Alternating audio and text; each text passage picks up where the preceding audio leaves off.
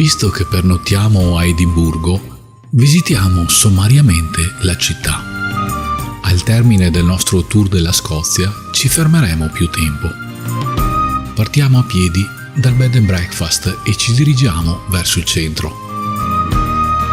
Gli autobus sono a 2 piani e i taxi sono i tipici taxi inglesi. Dall'alto il castello domina la città e ci avventuriamo per le vie.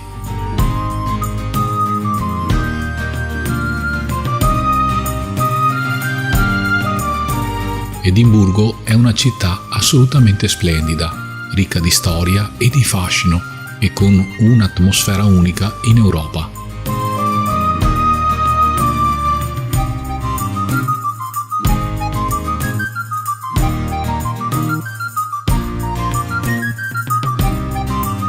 Ci imbattiamo subito in un gruppo di scozzesi in tartan, il tipico gonnellino, accompagnati dalla cornamusa.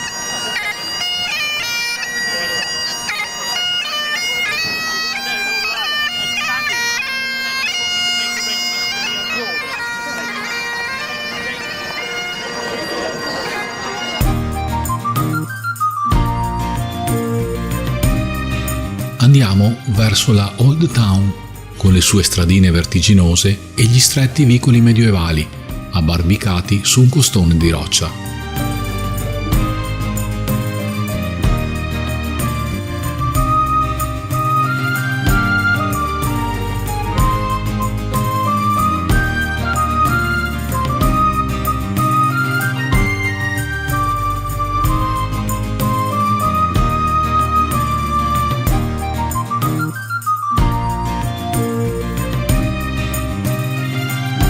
Royal Mile è la strada principale del centro storico, lunga appunto 1 miglio.